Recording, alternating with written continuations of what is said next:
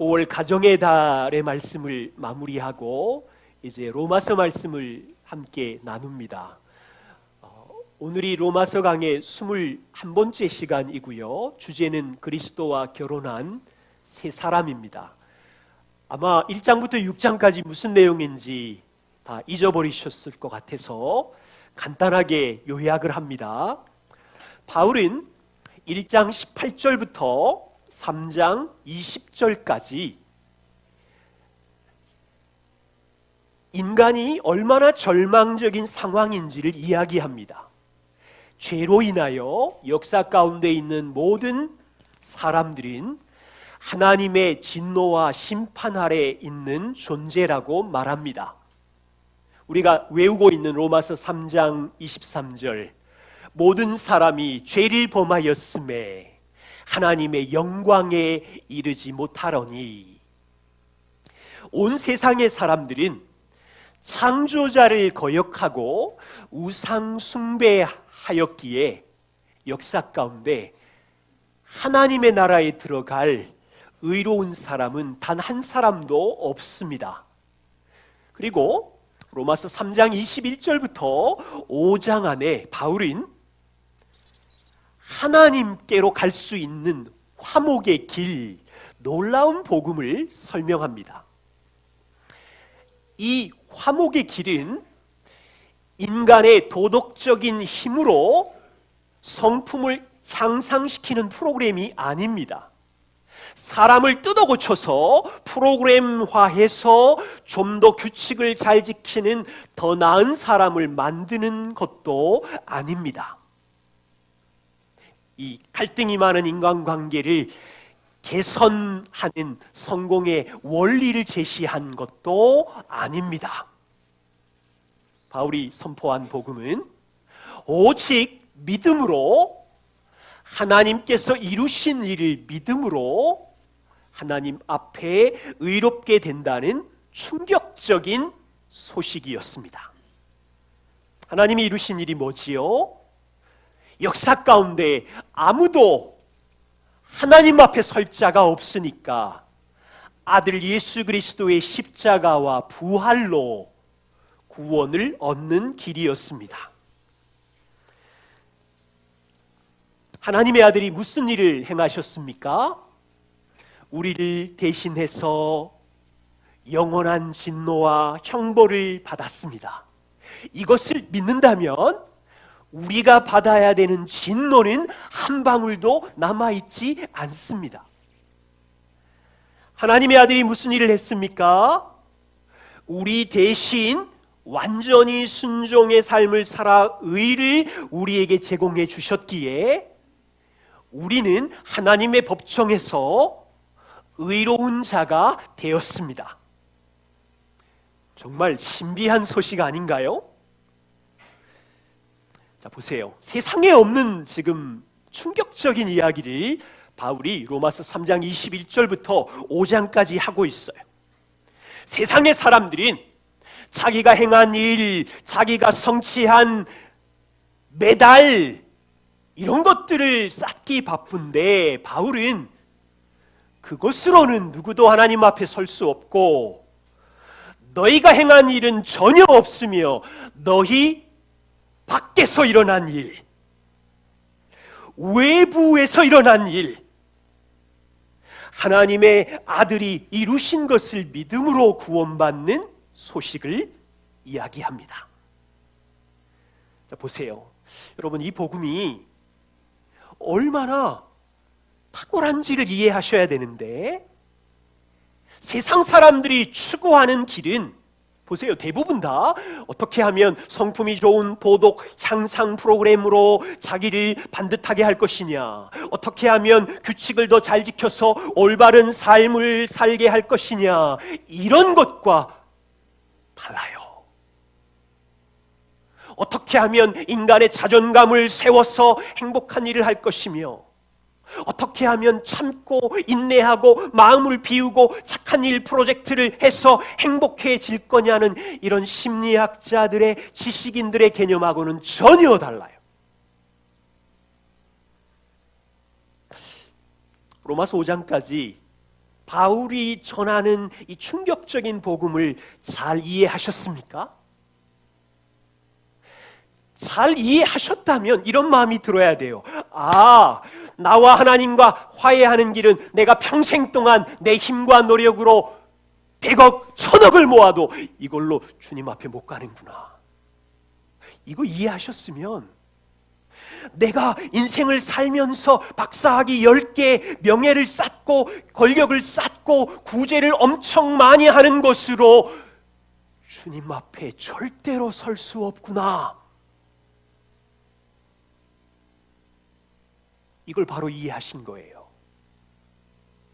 오직 하나님께서 아들을 통하여 이루신 이 완전한 십자가의 사랑과 그분의 삶을 내 것으로 받아들일 때 하나님과 화목의 길이 열렸구나. 여러분, 이 믿음을 인정할 때 하나님은 우리를 가족으로 용납하여 주시며 이 믿음을 가진 자에게 성령님을 보내주셔서 인생을 살아가는 고난이든 형통이든 동행하신다고 약속하셨으며 이 믿음을 가진 자에게 썩지 않고 쇠하지 않는 하늘나라의 기업을 약속으로 주셨으며 이 엄청난 복음의 소식을 진실로 믿으십니까? 이 엄청난 복음의 소식을 자녀들에게 전하고 있습니까? 이 엄청난 소식을 사랑하는 가족들과 이웃에게 외치고 있습니까? 아니면 교회 생활 10년, 20년 다녔는데도 이 교회만 오면 매주 복음 반복해서 기가 아파서 죽겠어, 감동은 없고 그러시나요? 아니면 내가 엉망으로 사는데 복음 전할 자신감이 없어, 지금 이건 복음을 잘 이해 못하신 거예요.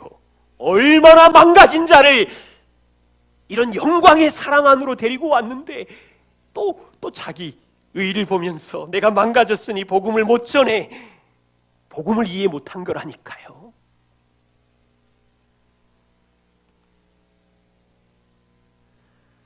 바울은 7장에 와서 복음과 율법의 관계를 설명합니다. 현대에 살고 있는 우리는요, 율법 그러면 별로 관심이 없어요. 되게 어려운 단어처럼 보여요. 그런데 2000년 전 바울이 목회하던 초대교회 성도들에게 이 율법과 복음의 관계는 굉장히 중요했습니다. 교회 안에, 초대교회 성도들 안에 복음을 오해하는 두 부류의 사람들이 있었어요. 한 부류의 오해하는 사람들인 오직 은혜로 구원을 받았고 하나님이 예수 그리스도를 통하여 다 이루었으면 와, 내가 할 일은 아무것도 없구나. 그래, 잘됐다. 죄 짓고 내 마음대로 살아도 예수님이 십자가에서 다 용서해 주신대. 법은 필요 없구나. 이제 방종주의의 사람들이 교회 안에 있었어요. 거기에 대해서 바울이 로마서 6장에 장황하게 설명하고 있었습니다. 오늘 로마서 7장은 또 다른 부류의 오해하는 사람들인데 교회 안에 율법주의자들이 있었어요. 내가 율법에 순종함으로 구원을 이루며 거룩을 지킨다고 하는 이 율법주의자에 대해서 바울이 오늘 가르치고 있습니다. 오늘 우리는 세 가지로 말씀을 나눌 텐데, 주님의 은혜교회 우리도 율법에 대하여 죽은 자라는 것이고, 이 의미가 무엇인지 말씀을 통해서 우리는 이해해야 합니다.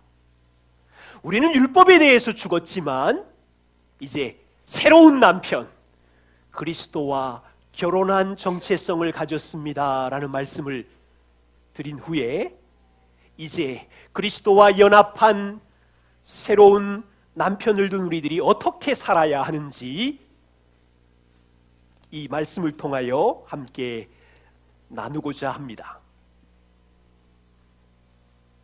로마서 7장 1절부터 3절입니다. 조금 길지만 같이 한 목소리로 읽겠습니다. 형제들아, 내가 법 아는 자들에게 말하노니 너희는 그 법이 사람이 살 동안만 주관하는 줄 알지 못하느냐. 남편 있는 여인이 그 남편 생전에는 법으로 그에게 매임바 되나 만일 그 남편이 죽으면 남편의 법에서 벗어나느니라. 그러므로 만일 그 남편 생전에 다른 남자에게 가면 음녀라. 그러나 만일 남편이 죽으면 그 법에서 자유롭게 되나니 다른 남자에게 갈지라도 음녀가 되지 아니하느니라. 바울은 지금 최선을 다해서 복음과 율법의 관계를 친절하게 쉽게 결혼 제도를 통해서 설명하고 있습니다.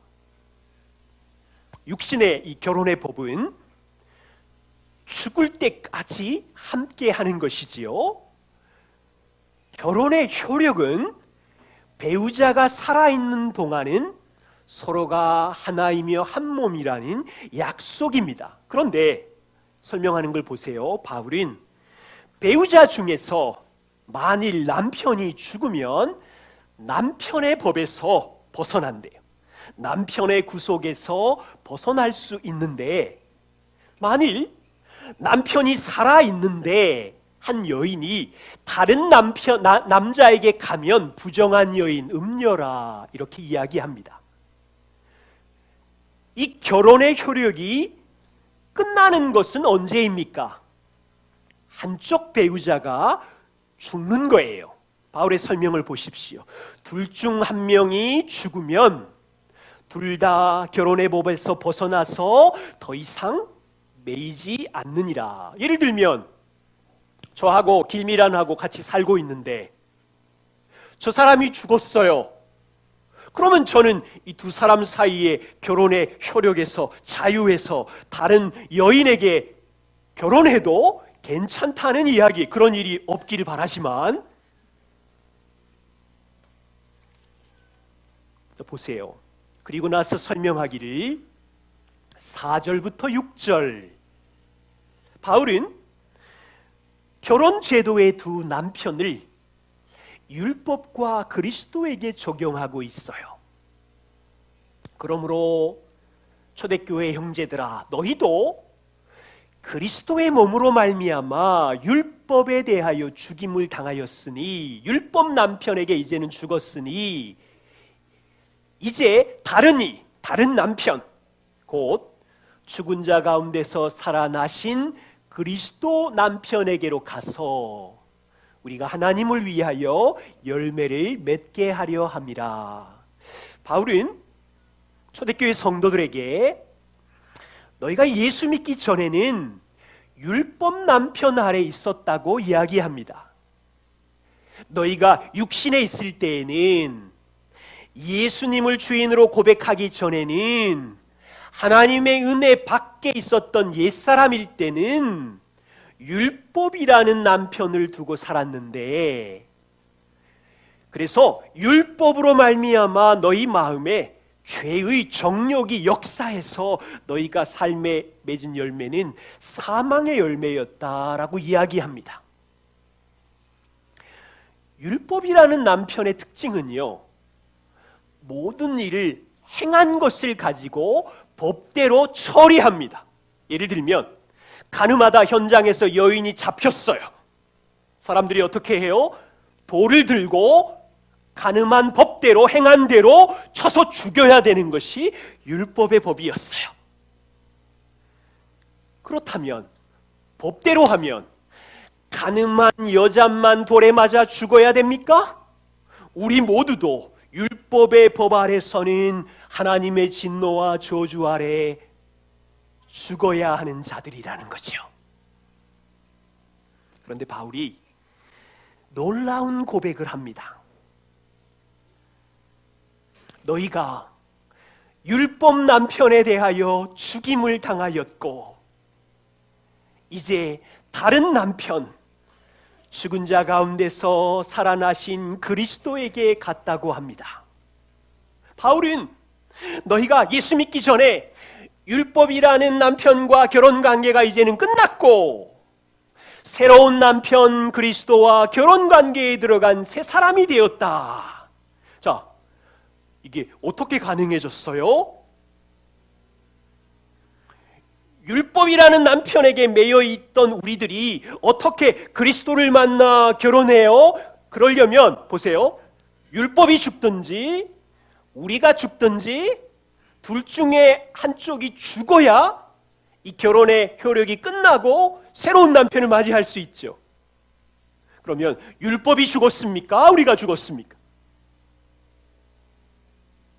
율법이라는 남편은 결코 죽을 수가 없어요. 왜? 예수님께서 천지가 없어지기 전에는 율법의 1.1획도 없어지지 아니하리라 하나님의 말씀이기에 율법이 죽을 수는 없어요. 그러면 율법이라는 결혼에서 자유함을 얻으려면 내가 죽어서 다시 살아 새로운 남편에게로 가야 되는 거죠. 바울이 이것을 설명할 때 7장 4절에 뭐라고 그래요? 그리스도의 몸으로 말미암아 우리는 죽임을 당하였나니. 우리가 죽었대요. 그리스도의 몸으로 말미암아 죽임을 당했대요. 로마서 6장 6절에 바울은 이미 말하기를 우리가 알거니와 우리의 옛사람이 예수가 십자가에 못 박혀 죽으셨을 때 우리도 함께 그리스도의 몸이 십자가에 죽을 때 우리도 함께 죽었다. 굉장히 지금 어렵지만 신비한 연합의 교리를 바울이 설명하고 있어요. 실제로 몸이 못 박혀 죽은 것은 그리스도께서 진노받아 죽었는데 바울은 우리가 그분 안에 있어서 연합해서 우리의 옛사람이 죽었다.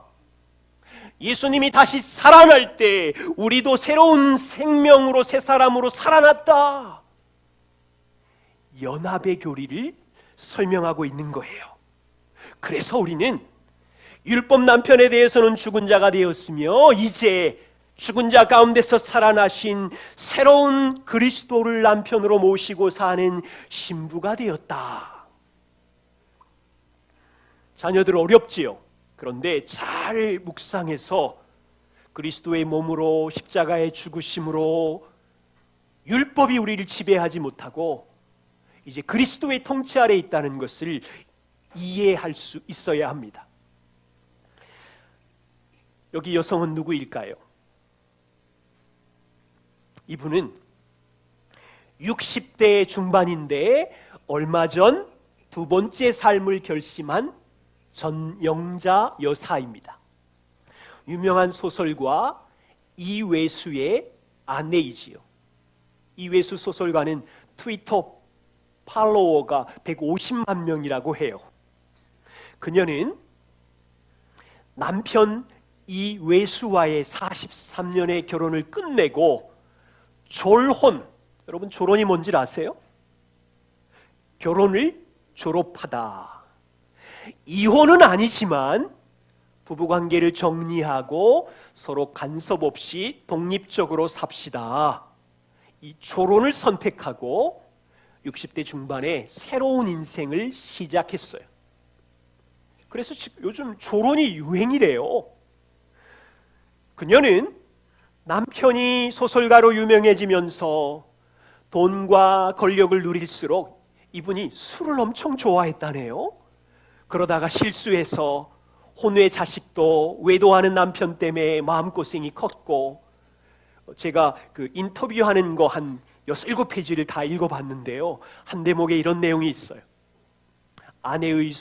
남편의 술로 인하여 50번이나 경찰서에 경범죄로 잡혀갔다. 이 인터뷰를 보면서 너무 마음이 아프고 고통스럽더라고요. 예수 믿기 전에 과거의 우리의 남편은 이외수 이분과 같은 분이 아니라 완전히 다른, 바울은 지금 율법 남편이 우리의 옛 남편이었다. 여러분, 이 율법 남편은 법대로 우리의 행함을 판단하기에 항상 정죄해요. 이 율법 남편의 정죄 아래 우리는 다 심판 아래 있는 거예요. 율법이 잘못된 것은 아니지만 우리가 연약한 죄인이기 때문에 율법 앞에 서면 가늠하다 잡힌 여인처럼 돌에 맞아야 죽어 마땅한 죄인으로 들통나기 때문인 거지요. 그런데 바울은 놀라운 소식을 이야기하는 거예요.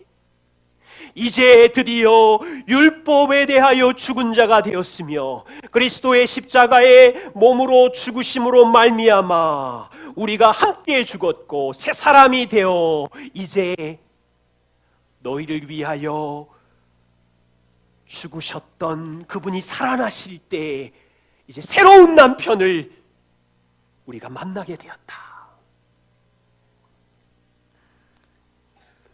놀랍지 않으세요? 그래서 그리스도인은 이제 새로운 남편께로 가서 그분과 인생의 친밀한 사랑의 교제를 하는 정체성으로 부름을 받았습니다. 그리스도를 남편으로 신랑으로 삼고 우리가 신부가 되었다는 표현은 황홀한 표현이고 성경이 구약으로부터 시작해서 신약까지 일관되게 이야기하는 놀라운 복음의 진수입니다. 그런데 안타까운 일은 많은 성도들이 이 놀라운 복음의 핵심을 황홀하게 여기지 않아요. 롯데월드의 123층 빌딩을 너의 것으로 준다고 하면 깜짝 놀라겠지만 창조자이시고 통치자이시고 왕이신 그리스도가 우리의 영원한 남편입니다. 그러면 눈을 멀뚱멀뚱, 이게 뭔 말이지? 마음에 감동이 없어. 어떠세요? 여기 이사야는 이런 표현을 썼어요. 54장 5절에 너를 지으신 창조자가 너의 남편이시니 그 이름은 만군의 여호와시며 너의 구원자는 이스라엘의 거룩한 자시며 온 세상의 하나님이시라. 에베소서 5장 22절에 보시면 바울이 교회 성도들에게 남편과 아내의 관계를 계속 설명하는 끝에 32절에 성도 여러분, 지금 이야기는 얼마나 놀라운 비밀인 줄 아십니까? 저는 지금 그리스도와 교회에 대하여 말하고 있는 것입니다. 여러분은 육신에 결혼 안 해서 눈에 보이는 남편과 아내가 이렇게 살아야 하지만 우리에게는 영적인 남편 그리스도가 있으며 우리는 그분의 신부입니다. 성경에서 가장 아름다운 친밀한 사랑의 단어는 아버지 자녀도 있지만 이 결혼이라는 이것, 세상에서 가장 친밀한 관계이며 가장 가까이서 함께 사는 사랑의 관계이며 가장 합법적으로 맺어진 언약의 관계를 표현한 단어가 결혼이거든요. 여러분, 역사 가운데 결혼보다 더 좋은 사랑과 친밀한 합법적인 언약을 표현한 단어가 있어요. 생각해 보세요. 세상의 어떤 종교도 어떤 교주 창시자도 자기를 따르는 믿는 자들에게 너희가 나와 결혼하였다, 나랑 친밀한 사랑의 교제를 나누자, 이렇게 말한 교주가 없어요. 생각해 보십시오. 불교인들이 부처와 친밀한 인격적인 교제를 한다고 묵상하며 돌을 닦는 분을 보셨습니까? 유교인들이 나는 공자 교주와 사랑의 교제를 한다고 주장하는 분을 만난 적이 있으세요? 이슬람인도 무함메드가 신이 내 안에 들어와서 결혼했다라고 주장하는 걸 본 적이 있으세요? 마르크스주의자들이 공산 마르크스가 나를 사랑하여 내 안에 그분이 사신다, 이런 말 들어본 적 있어요? 다른 종교 신자들은 자기 종교의 창시자를 스승으로 돌아보며 그들의 말들을 소중하게 여기고 그냥 그들을 본을 삼아 살아가는 것이요. 그런데 하나님은 창세기 3장부터 시작하여 우리를 결혼이라는 틀 안에서 구약과 신약으로 오면서 우리를 신부로 맞아 결혼관계 안으로 우리를 부르고 있다는 거예요. 더러운 죄인인 우리를 위하여 죄 없으신 신랑이 신부의 진노와 저주를 대신 받아 죽으시고 신부를 사랑하사 신부의 더러운 죄를 씻기시며 우리의 영원한 신랑은 더러운 신부 대신 거룩한 삶을 사시고 자기의 의로운 옷을 신부에게 입혀주시고 우리를 보시며 의롭다, 거룩하다. 이 정도가 아니에요. 성경을 살펴보세요. 신랑이신 그리스도는 신부인 망가진 우리들, 더러운 우리들, 지 계획대로 하는 우리들 안에 들어와서 사시고 하루하루 통치하시고 친밀한 인격적인 교제를 나누기를 원하시고 거룩하신 신랑의 거룩을 담도록 우리 안에서 일하시면서 여러분, 이 결혼이라는 이 묘사는 영원히 너와 나는 변치 아니하는 합법적인 언약이야. 나는 이 언약을 깨지 않을 거야. 우리의 신랑 그리스도는 죽지 않는 영원한 분이잖아요.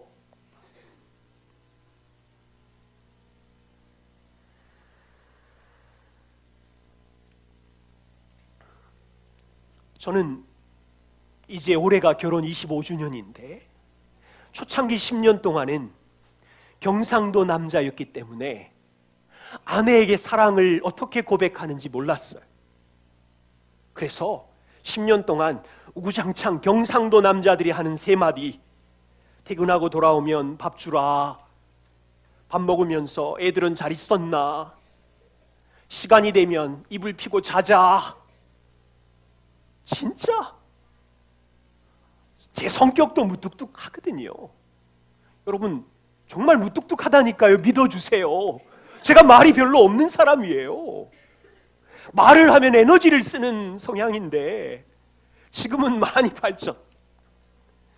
10년 이후로부터 천천히, 아주 천천히 조금씩, 지금은 제가 뉴욕 남자로 바뀌었지만 진짜예요. 중독이 걸릴 정도로. 그래서 자주 사랑을 고백해요. 자주. 여보, 당신 진짜 보배로워. 예뻐. 내가 뿅가. 내가 얼마나 당신을 사랑하는지 알아. 당신 정말 아름다워. 이렇게 고백을 꽤 몇 년 동안 했었는데 어느 날 아내가 저를 찾아와서 여보, 저의 약함을 고백할게요. 당신이 저에게 사랑한다, 이쁘다고 말하면 저는 50%만 믿었어요. 죄송해요. 생각해보니까 왜 그랬을까? 남편이 아무리 예쁘고 아름답다고 해도 내 안에 세상적인 기준이 가득 차 있어서 내 외모는 별로 예쁘지 않아, 내 성격은 별로 부족한 투성이야 라고 생각했대요. 그래서 제가 그 말을 듣고 뭐라고 했게요? 아내 눈을 쳐다보고 여보, 믿어! 믿으라니까! 이뻐! 저는 오늘 이 시간에 성도들에게 한 가지 부탁이 있어요. 제발 그리스도가 남편이심을 믿으세요. 많은 성도들이 비유로만 여기고 그리스도가 남편이며 나는 영원한 신부로 부름을 받았다는 것을 별로 잘 안 믿어요. 신랑이 얼마나 우리를 향하여 사랑으로 간섭하시는지 별로 안 중요한 것 같아요. 우리의 신랑은 이외수 씨와 같은 연약한 남편도 아니고 저처럼 부족한 경상도 죄인도 아니고, 여러분 왜 자꾸 교회 안에서 다른 남자랑 우리 남편이랑 비교하는 거죠? 저 남자는 돈도 잘 벌어오고 저 남자는 성품도 좋고 저 남자는 뭐도 잘하고, 여러분 안에 완벽한 창조자, 구원자, 통치자, 전능자 남편이 있는데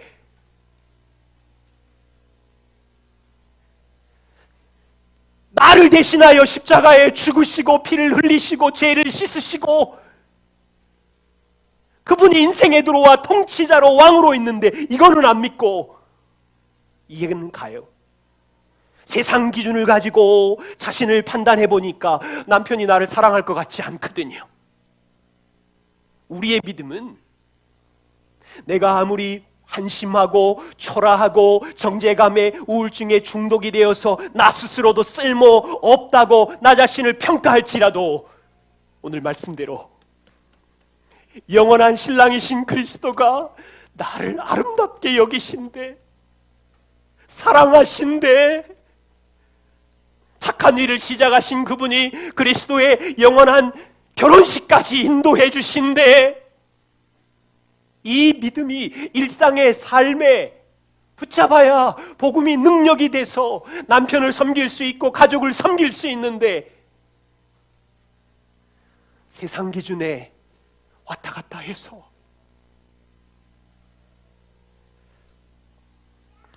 저는 이 결혼이라는 단어를 쓴 것이 얼마나 감동인지 몰라. 합법적이고 영원한 언약 관계 안에 우리를 부르심.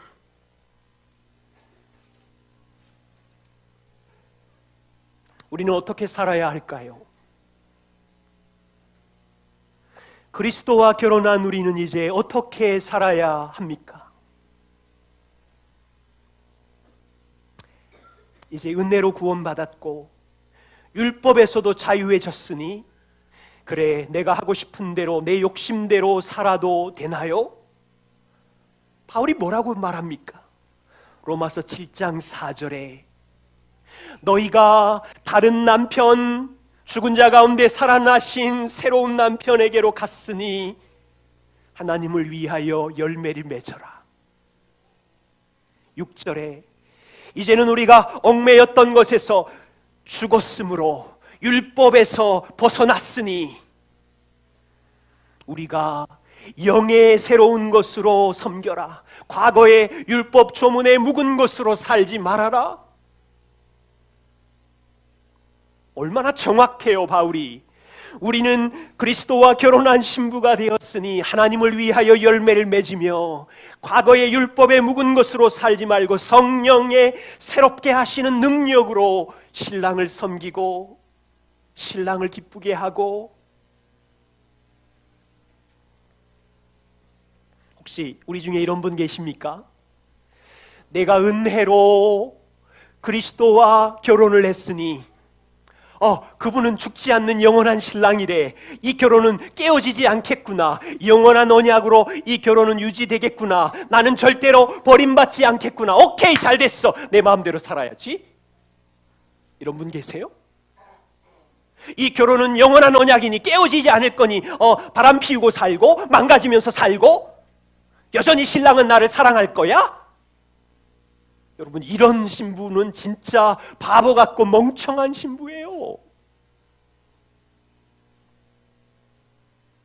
우리가 은혜로 그리스도와 결혼했으니 창조자요 통치자요 전능자가 내 안에 사랑으로 결혼관계 안에 영원한 언약을 가졌으니 이제 억지로 그를 사랑하는 것이 아니라 성령이 주시는 능력으로 자원함으로 기쁨으로 섬길지니라.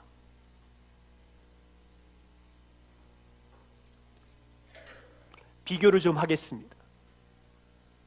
율법대로 섬기는 것이 아니라 영의 새로운 것으로 섬긴다는 의미가 무엇입니까? 우리 안에 성령의 능력이 있기에 율법으로 사는 사람들은 자기의 힘과 규칙을 의지하다가 분노하고 좌절하고 지쳐요. 그렇지만 성령 안에 사는 사람은 법이 필요한 줄 알지만 그때마다 아버지 도와주십시오, 아버지를 의지하면서 살아요. 율법을 중요하게 여기는 사람은 이 법을 안 지키면 형벌이 있을 거야 두려움으로 살아가는 사람이지만, 이렇게 말씀 묵상 안 하고 기도 안 하면 하나님이 나를 저주하실지 몰라, 이렇게 반듯하게 안 살면 우리 아이 아프거나 우리 남편 잘못되면 어떡해, 이런 두려움으로 살지만, 성령으로 섬기는 사람은 고난이든 형통한 날이든 아버지와의 인격적인 관계 아래 감사와 기쁨으로 살아가며, 율법으로 사는 사람은 법을 가지고 재단하기에 비판하고 정죄하지만, 성령으로 사는 사람은 주님이 나를 용납하시고 사랑하시고 품으시기에 다른 사람의 허다한 죄를 덮으며 용납하는 사람이고, 율법으로 사는 사람은 백데나리온 빚진 이웃을 만나면 멱살을 잡고 내 돈 내놔라고 고통을 주는 사람이지만, 1만 달란트 빚진 사랑의 경험을 한 성령의 사람은 이웃을 품고 사랑하는 사람이며, 율법에 묵은 것으로 섬기는 사람은 성공한 날엔 내가 최고지 우월감에 빠지며, 실패하면 나는 진짜 쓸모없어 죄책감에 빠지며, 다른 사람의 실패를 보면 손가락질과 정죄를 일삼지만, 성령으로 섬기는 사람은 내게 주신 성공은 하나님이 주신 은혜이며 은사이기에 아버지께 감사하고 자랑하지 않으며, 자신이 쓰러지고 실패해도 나는 여전히 그리스도의 신부이며 하나님 자녀의 정체성을 가졌으며, 다른 사람의 실패와 좌절을 볼 때 정죄하거나 비난하는 것이 아니라 찾아가서 격려하고 기도하고 함께 울고,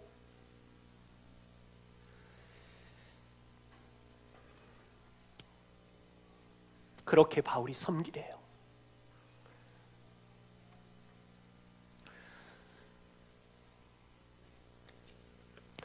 어떤 사람 집에 불이 났습니다.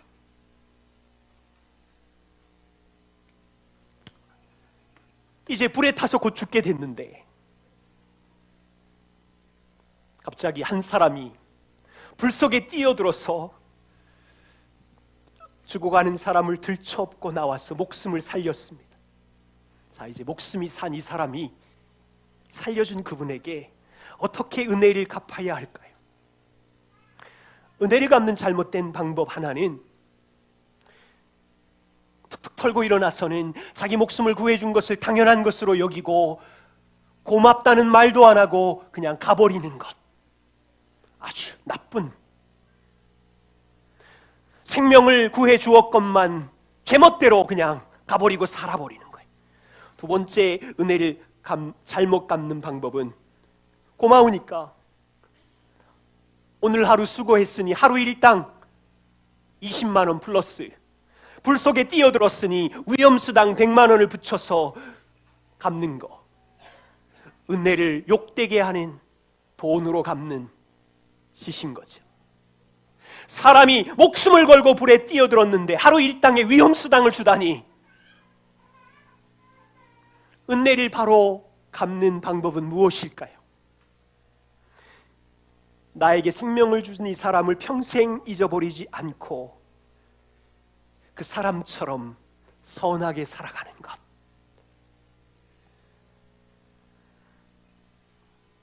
제가 이것을 이렇게 비유로 들어도 될까요? 우리는 누구입니까? 법대로 하면 불 가운데 영원한 하나님의 형벌과 진노를 받아야 되는 자였어요. 그런데 한 분이 불 속으로 뛰어 들어오셨어요. 예수님이세요. 우리가 받아야 하는 영원한 저주와 불길과 심판을 대신 받으시고 우리를 구출해 주셨어요. 어떻게 은혜를 갚아야 할까요?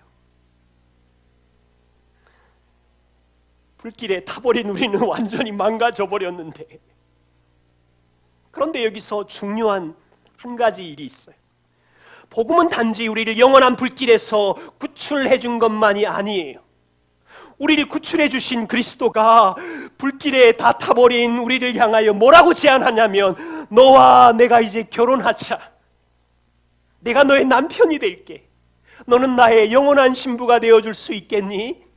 내가 너와 일생 같이 할 거야. 너의 그 망가진 더러운 흉터도 제거해 줄 거고, 너의 불길에 타버린 그것들도 깨끗하게 해줄 거고, 내가 너를 영원히 사랑할 거야. 불길에 타버린 우리에게 반해서 결혼을 제안한 거예요.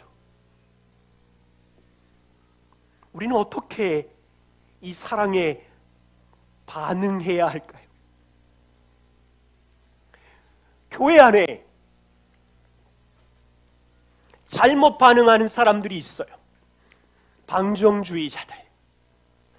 하나님이 구원해 주신 것을 당연히 여기는 것, 감사하지도 않고 자기 마음대로 자기 욕심대로 살면서 나는 구원받았대, 천국에 갈 거래, 법도 필요 없대.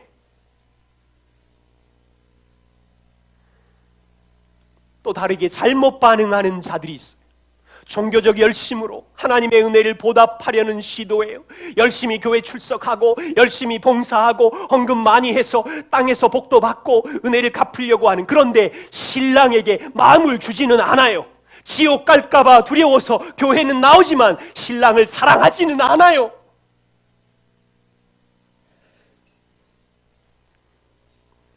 그리스도와 결혼한 우리들은 어떻게 반응해야 할까요? 신랑이신 그분을 알아가고 사랑에 빠지는 거죠. 그분이 우리랑 1시간만 교제하기를 원하시는 것이 아니라 나의 숨겨진 그늘, 아픔, 상처 모든 시간에 들어와서 우리랑 사랑을 나누는 그 기쁨을 누리는 거죠. 신랑과 인격적인 교제, 성령을 따라 기쁘게 섬기는 것, 그러다가 어떤 날엔 우리 안에 망가지고 엉망인 죄성이 올라올 때 우리는 신랑과 교제하며 내가 더러워졌는데 신랑은 여전히 나를 보배롭게 여기시고 나랑 결혼했대, 나랑 영원한 언약을 지키시겠대, 나는 오늘도 망가졌지만 신랑 앞에 보배로운 자며 가장 아름다운 신부래.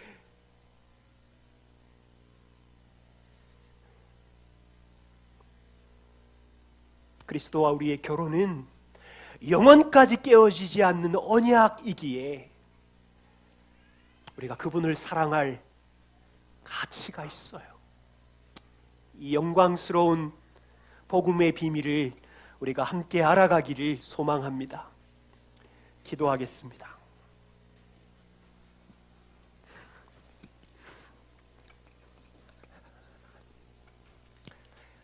나를 지으신 이가 우리의 남편이시고 거룩하신 이가 더럽혀진 불길 속에 죄인된 우리를 사랑하셔서 내가 너를 사랑한다고 하셨기에 감사합니다. 하나님, 이 신비하고 이 놀라운 하나님의 사랑의 마음을 우리가 미처 다 알지 못합니다. 은혜를 더해 주셔서 성령님 찾아와 주셔서 창세전부터 시작된 하나님의 놀라운 사랑이 일상의 삶에서 신랑이신 예수 그리스도께서 더럽혀진 우리를 어떻게 사랑하시는지 알아가게 해 주시옵소서.